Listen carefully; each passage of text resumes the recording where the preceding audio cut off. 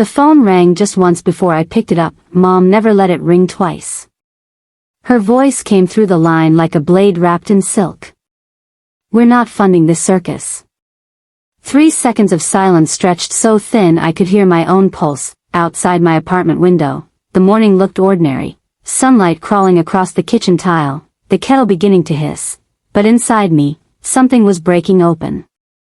A circus, that's what she called the wedding. My wedding. "Mom, what are you?" "It's final, Eleanor. The vendors are notified. It's over." Behind her words I could hear the faint clinking of dishes, as if she'd timed the call between brunch courses. Shannon's laugh floated in the background, sharp, practiced, pleased. I said one word. "Understood." And then I hung up. For a moment the apartment was painfully quiet, the kind of quiet that exposes every hum of the refrigerator, every breath you're suddenly aware of taking. I stood still, kettle screaming behind me, until the steam fogged the counter glass. Understood. The word echoed that it used to mean peace, the way a soldier lowers a weapon, but today it sounded different, like a match striking. I didn't cry that I drove. The road blurred beneath me, streetlights flicking like frames of a film I no longer recognized myself in. Eric called again and again, but I couldn't answer. I needed to hear the sound of tires over asphalt, something that still obeyed physics when everything else felt unreal. By the time I reached the old brick house on Hawthorne Drive, the one that smelled of polished wood and judgment, my stomach had hardened into stone. She was waiting. Of course she was. Mom stood near the fireplace, arms folded across her pastel sweater set, the picture of composed victory. Dad hovered nearby, silent shadow as always. Shannon lounged on the sofa scrolling through her phone like an audience member bored with the performance. I stepped inside. The air was perfumed with her favorite lilies, white, pure, suffocating. "We're not funding this circus," she repeated, as if the words deserved an encore. "Better luck next time," Shannon murmured without looking up. Something inside me tilted. The sound of their certainty felt rehearsed, ancient, like they'd been waiting for this scene all along. I wanted to shout, to ask why now, to demand they look at me instead of through me. But years of training whispered back, "Don't make it worse. Keep your tone steady. Control means survival." So I smiled, barely. "Understood," I said again. Mom blinked, thrown off by how calm I sounded. That was the first moment of her confusion, though she didn't know it yet. The drive home felt longer. Clouds thickened until the sky turned pewter. Rain threatened but refused to fall. When I parked, I sat behind the wheel for a full minute, fingers locked around the steering column. Inside the apartment, the invitations waited on the counter, cream paper, gold trim, embossed with our names. I ran my thumb over the raised letters, then swept them into a box. The sound was soft, final, like earth over a coffin. Eric arrived just before dusk, breathless, rain dots on his jacket. "What happened?" "They canceled it," I said flatly. "They canceled?" He looked stunned. "They can't just." "They did." "Eleanor." "No," I cut him off gently. "This time it's my turn." He reached for me, but I was already walking toward the old storage drawer by the window. Beneath layers of forgotten bills and tangled cords lay my high school sketchbook, the one Mom had thrown out years ago, the one I'd secretly retrieved from the trash before garbage day. I opened it. Graphite lines bloomed like ghosts.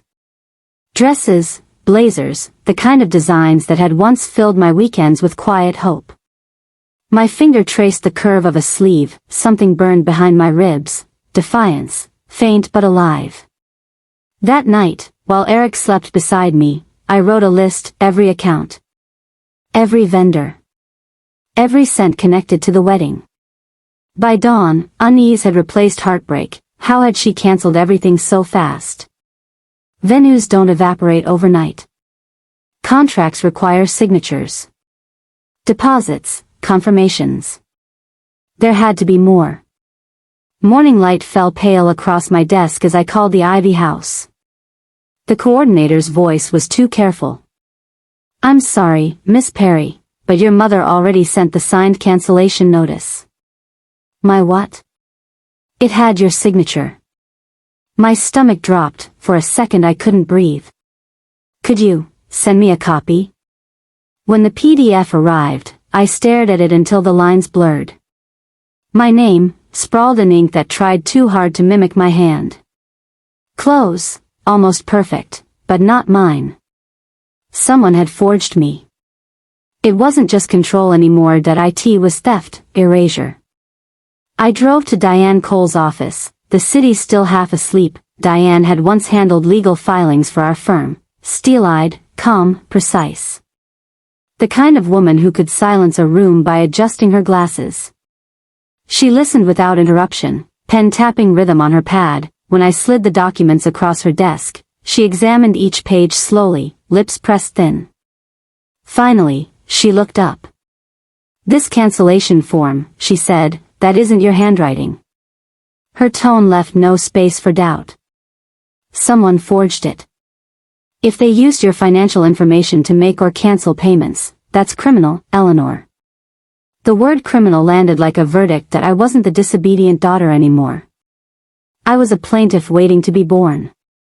That night I sat in darkness, lit only by the laptop glow. Transaction history scrolled past. Dates aligned too neatly.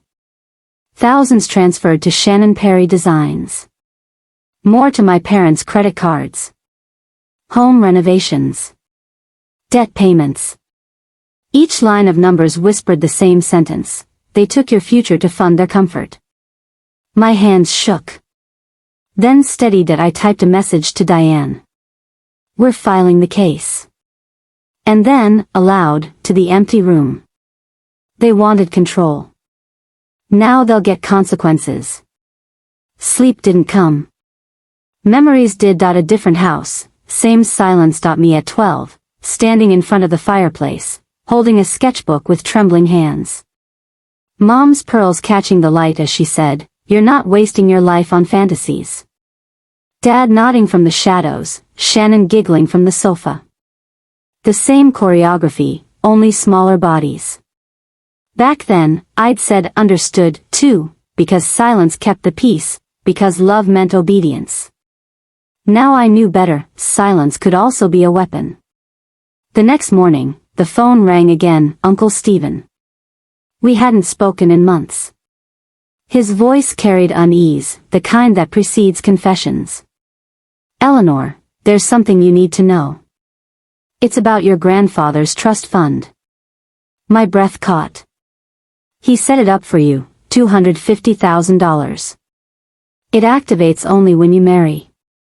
Your parents have been managing it and withdrawing from it." The world tilted. They used it for Shannon's boutique. For the house remodel. If you'd gone through with the wedding, an audit would have triggered automatically. They had to stop it. I closed my eyes. The betrayal tasted metallic, like blood in the mouth. When I hung up, the apartment felt too small to contain the rage building inside it. I opened a new document on my laptop, title, Perry vs. Perry, Preliminary Evidence. For the first time, my name looked right beside theirs, not beneath. And that was how the circus began to collapse, not with shouting, not with tears, but with quiet precision, the same precision my mother once taught me to survive her world. I smiled at the irony. This time, her own lessons would undo her.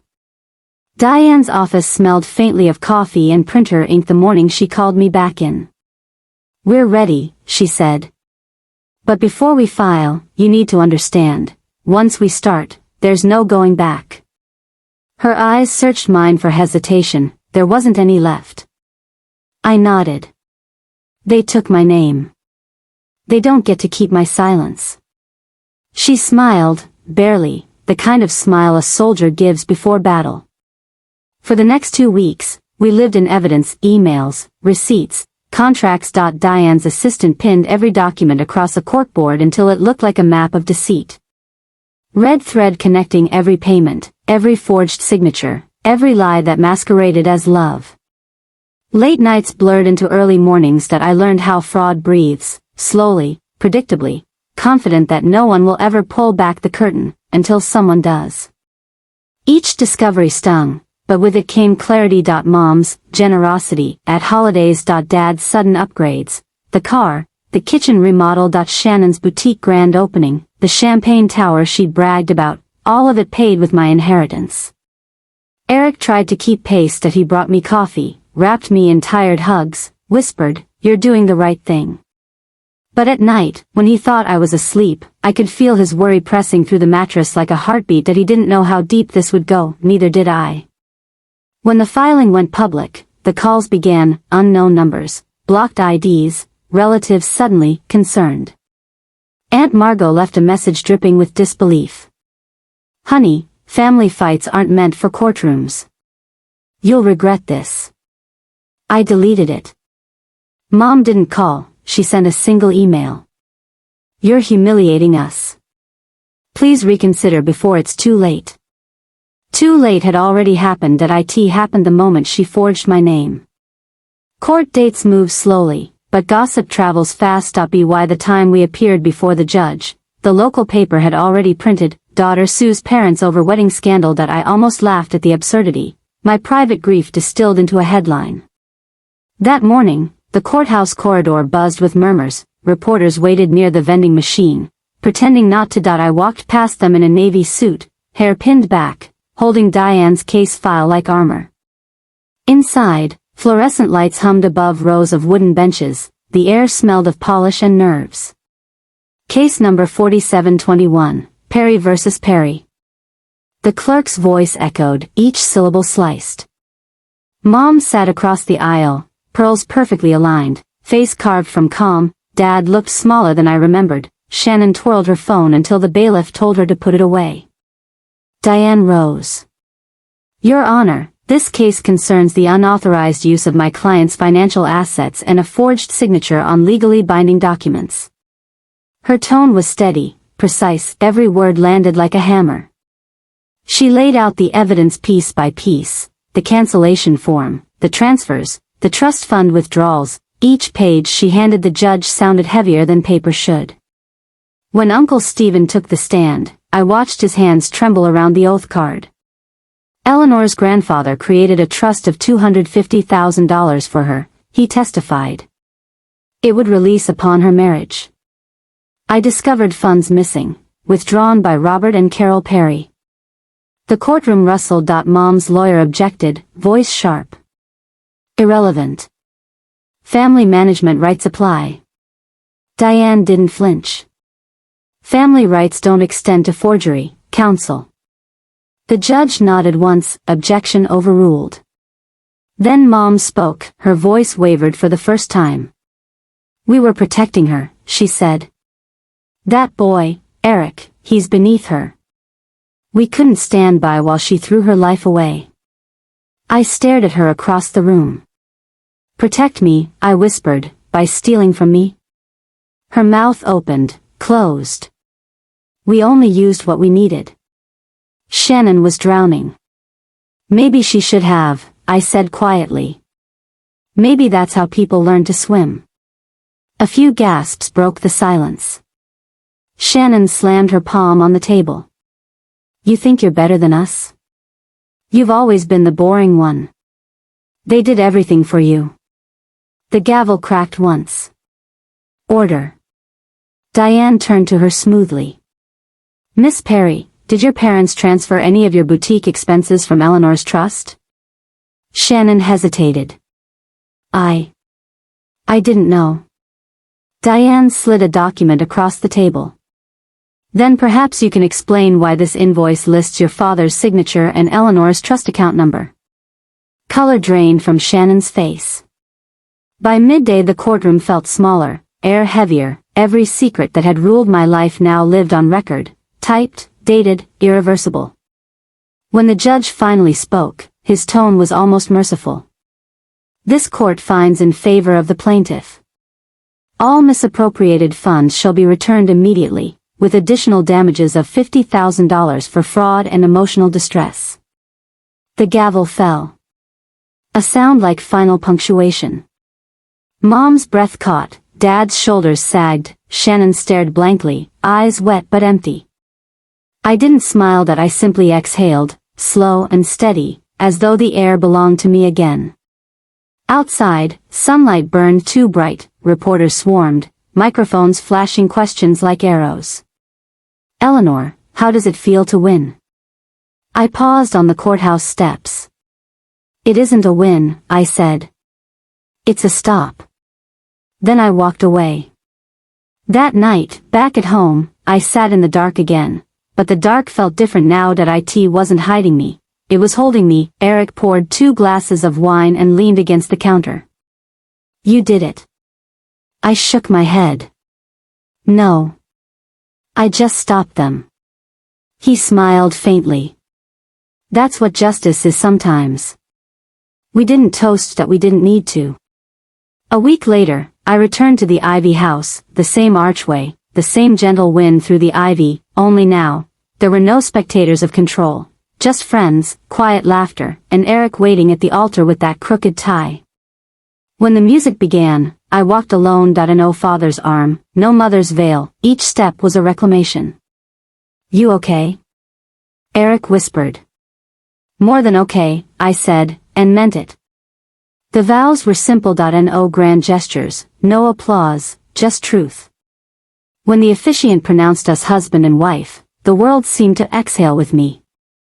Later, under the oak tree behind the venue, I stood alone, the same tree where I'd once cried when everything collapsed. Now the leaves whispered above like forgiveness. Mom had called it a circus. Maybe it was music, light, laughter, but for the first time, it was mine. Inside, guests danced, glasses clinked. I wrote a single email on my phone. Carol, Robert, Shannon, the court showed who you are. I wish you the best. But this is goodbye. I hit send. Outside, the night hummed with crickets. I felt the kind of peace that doesn't announce itself, quiet, earned, alive. Weeks later, their calls began, first Mom, then Dad, then Shannon, voicemails dripping remorse. Sweetheart, can we meet? Things got out of hand. I didn't answer. The phone buzzed against the counter while I folded laundry, sketched new designs. Lived, each ring grew softer until silence returned. Then one voicemail stopped me cold, Mom's voice, brittle. Your father lost his job. Shannon's boutique is gone. We need help. I listened once, deleted it. Not out of anger, just acceptance. They had taken enough. The night after that call, messages came again, back to back until the screen glowed like an alarm. This time, I typed only 4 words. The circus is full. Then I set the phone face down, poured another glass of wine, and returned to my sketchbook. Pencil lines flowed easily again. Freedom, it turned out, looked a lot like quiet persistence. By morning, sunlight spilled across my desk, warming the scattered swatches of fabric. Eric kissed my forehead before heading to work. I stayed there, sketching the first dress of my own line. No signatures but mine. Outside, birds argued over crumbs. Inside, everything was still. Peace wasn't loud. It was steady. It was earned. Mom once said my wedding was a circus. Maybe she was right, because now the show was over, and I was the one who walked away smiling. Peace, I learned, is not a sound. It's an absence of pleading, of explanation, of walking on eggshells just to be loved. In the weeks that followed the trial, I stopped counting days by court filings or phone rings. I started measuring them by small, ordinary things, the smell of coffee at dawn, the hum of the sewing machine, the weight of fabric between my fingers. It's strange how normal life feels when you've spent years mistaking control for care. The first morning after the final hearing, I woke before sunrise. For a long time, I just sat at the edge of the bed, watching the light climb over the blinds. Eric was still asleep, breathing slow and steady. I whispered into the quiet. It's over. But the truth was, endings aren't sharp, they dissolve, slowly, quietly, until you look back and realize the war you were fighting no longer exists. A week later, Diane called. How are you holding up? I smiled at her voice. Better than I expected. Good. Eleanor? Yes? Don't let this case define you. You won because you remembered who you were before they told you otherwise. I didn't realize I was crying until I tasted salt. Thank you, I said softly. For helping me remember. Just promise me one thing, she added. Use that memory for something that's yours. Her words stayed. That afternoon, I returned to the old storage box, the one that once held invitations to a wedding that never happened. That I emptied it. Every gold-trimmed card went into the recycling bin. Then, into the same box, I placed something new, a sketchbook, a measuring tape, a spool of thread. A beginning where an ending used to be. By late autumn, my small apartment had transformed. Bolts of fabric leaned against the walls, sunlight pooling across half-finished designs. That I called it the Ivy Line, a quiet nod to the venue that witnessed both my collapse and my rebirth. At first, it was just me. One woman, one sewing machine, and a dream that had once been forbidden. Then came orders, slowly, almost shyly, from local brides who wanted something simple, human, real, the kind of beauty you could breathe in. Every stitch felt like reclaiming something my mother once called a waste of time. One afternoon, as I packed a finished gown into its box, the doorbell rang. A delivery man handed me an envelope. The handwriting was familiar, tight, neat, deliberate. Eleanor Perry. I didn't open it right away. It sat on my counter while I made tea, fed the cat, watered the fern. Finally, curiosity outweighed old scars. Inside were photographs, me as a child, in a yellow dress I'd loved, smiling at the camera while my mother fixed my hair. No letter. No apology, just proof that once, even she had seen me happy. I placed the photos back inside and tied the envelope with string. Not forgiveness, not anger, just closure. Some things don't need to be answered, they just need to stop echoing.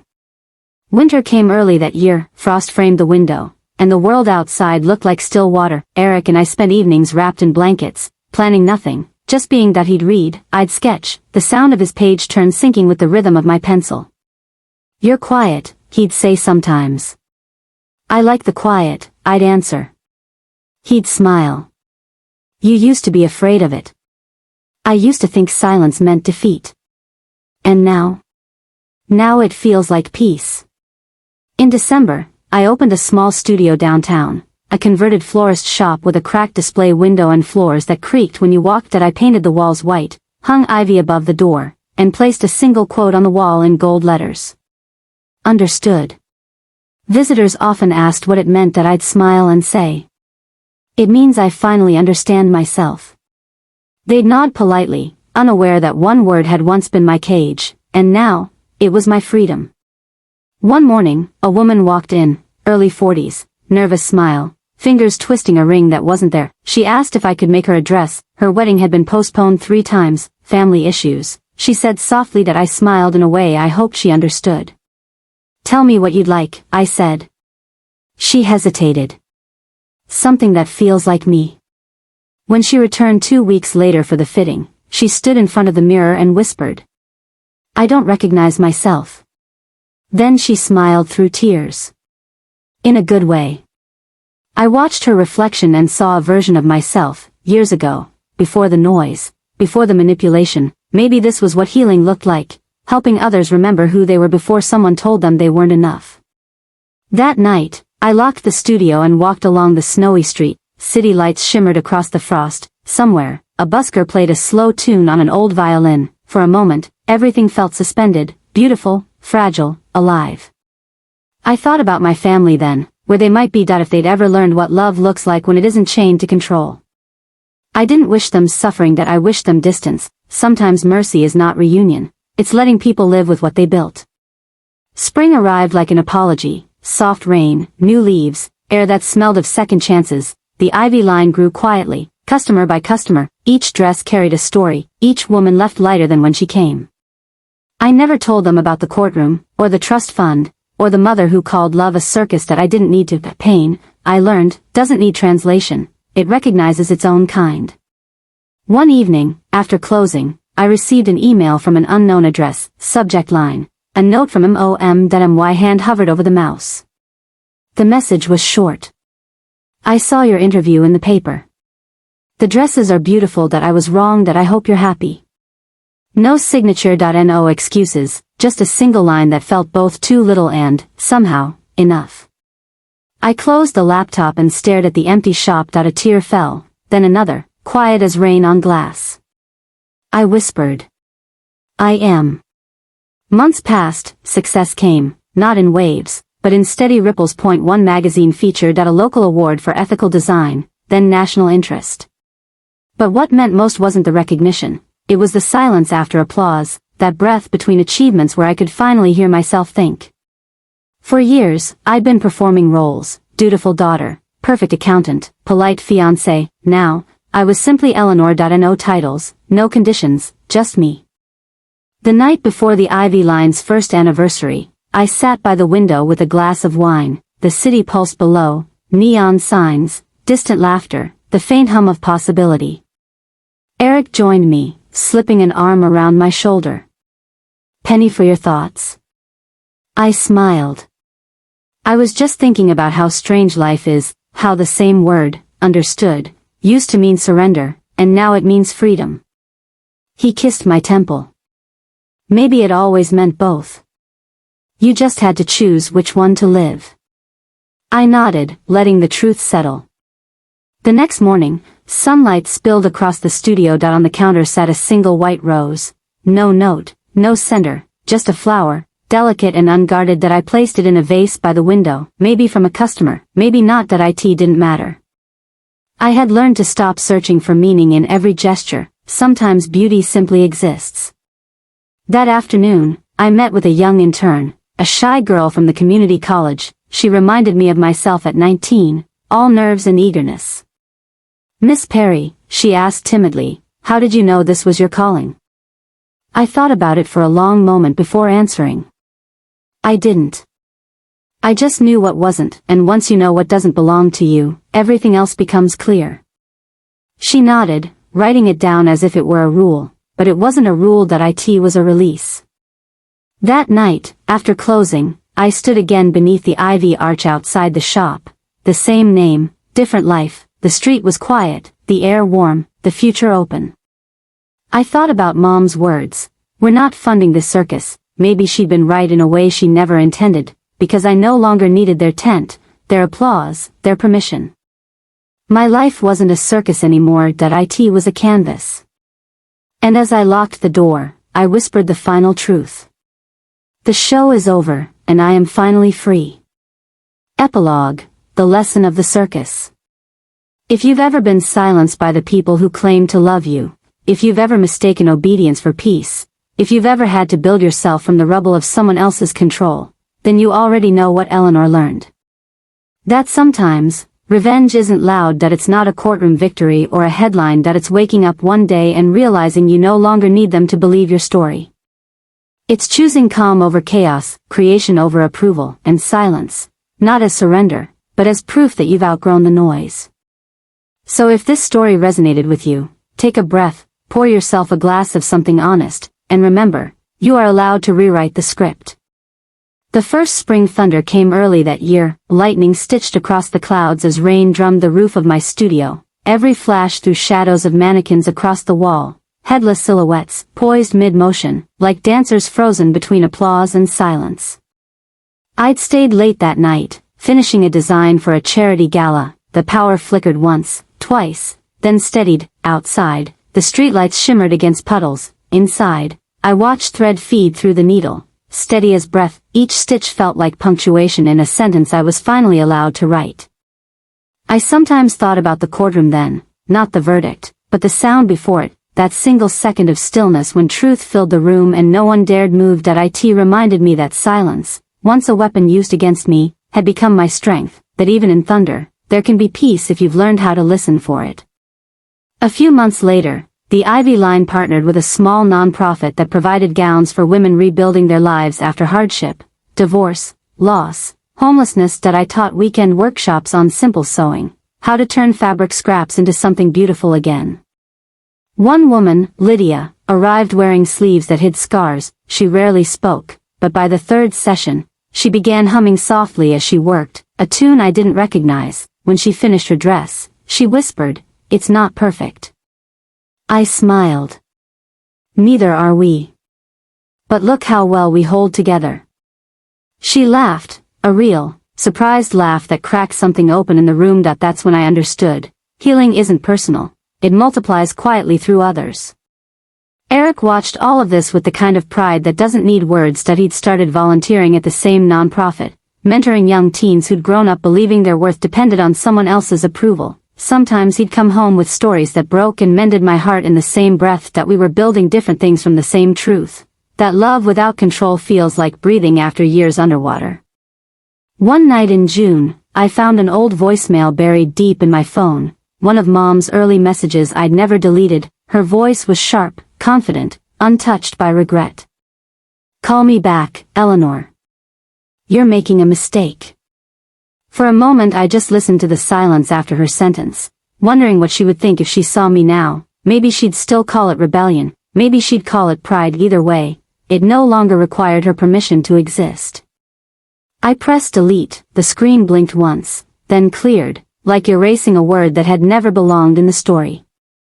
Summer deepened, the studio thrived, orders poured in from out of state, interviews followed. People loved the story of the designer who turned a cancelled wedding into a fashion house. They called it poetic, but it never felt like poetry to me. It felt like survival written in fabric and thread. I refused large investors, even when the offers glittered. Freedom was non-negotiable. Every contract carried a single clause at the top, written in my hand. All creative decisions remain with Eleanor Perry. No lawyer ever argued with it. The firmness in my tone did the work. One afternoon, as I was leaving the studio, a familiar figure stood outside the window, older, smaller somehow. Mom. For a moment I froze, hand on the doorframe, heart racing with the reflex of the past. She caught my eye through the glass and smiled, tentatively, almost shyly. That I opened the door but didn't step closer. "You look well," she said, her voice trembled around the edges, stripped of authority. "So do you," I managed. "I wanted to see it," she continued, glancing at the sign above the window. "The Ivy line. I read about it in the paper." I nodded. Rain began to fall, soft, forgiving. She reached into her purse and pulled out a small box. "It's your grandmother's thimble," she said. "She taught me to sew once. I thought you might want it." For a heartbeat, neither of us moved. Then I took it, metal cool against my palm.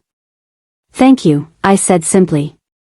She nodded, eyes wet, and turned to leave. No speeches, no apologies, just two women standing at the edge of peace. When she disappeared into the rain, I closed the door and placed the thimble on my work table. For the first time, the past felt finished. That night, I dreamt of my younger self, the girl sketching dresses under her blanket with a flashlight. She looked at me and smiled. "We did it," she whispered. I woke with tears on my cheeks and laughter in my throat. Autumn returned, gentle and golden. The nonprofit held its annual gala at the Ivy House, the same venue where my wedding had once been cancelled. They asked if I would design the centerpiece dress for the charity auction. That I agreed. When I arrived, I paused beneath the familiar archway. The garden lights flickered softly. For a moment, memory overlapped reality. Mom's voice, Shannon's laughter, the sting of humiliation. Then the sounds faded, replaced by music, genuine and warm. Inside, guests moved through the hall, admiring the displays. My design stood at the center, ivory silk embroidered with ivy leaves in gold thread. That I'd stitched the final pattern by hand, one leaf for each year it had taken to grow free. A woman beside me whispered, "It's beautiful." "Who's the designer?" I smiled. "Someone who finally stopped asking for permission." Later that evening, as the auction concluded, the host invited me to speak. That I walked to the podium, heartbeat steady, lights soft on my face. "A few years ago, I began. I stood in this same room and lost everything I thought mattered. That I believed silence kept me safe, but I learned that silence, when used with courage, can also rebuild you, because sometimes the loudest revenge is simply living well, and living kindly." Applause rose, gentle at first, then swelling like rain against windows. That I looked out over the crowd and saw faces I didn't know, strangers who understood anyway. In that moment, I felt something shift. The story wasn't about loss anymore. It was about inheritance, the kind that can't be stolen, forged, or cancelled.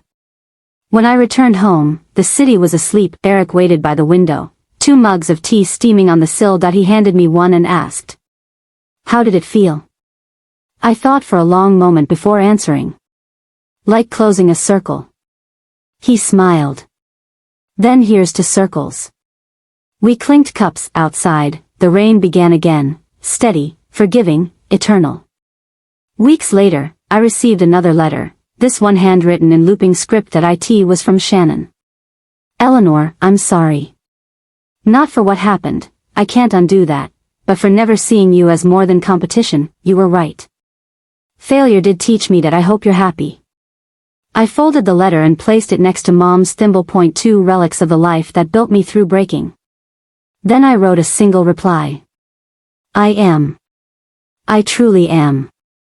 The years that followed blurred into something soft and ordinary. The studio expanded, then stabilized. Eric and I bought a small house with creaky floors and a garden that smelled of mint. On quiet Sundays, I'd sit outside, sketchbook balanced on my knees, and watch the light shift through the trees. Sometimes I'd catch myself whispering old words, understood. Circus. Control, but they no longer hurt. They were ghosts that had learned their place, shadows that only appear when the sun is strong enough. Final reflection.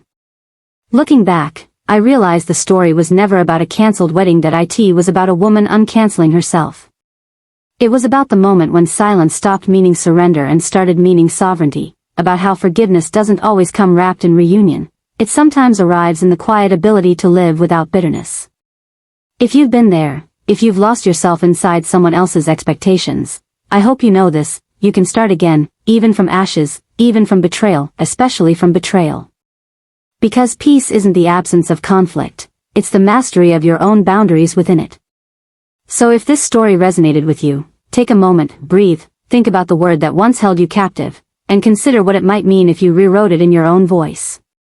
Because one day, you'll look back, and the noise will be gone, the tent lights will dim, and you'll realize the circus ended not when they walked away, but when you finally did. If this story touched you, share it with someone who's still learning to be free, and remember, silence, when chosen, is not weakness, it's wisdom.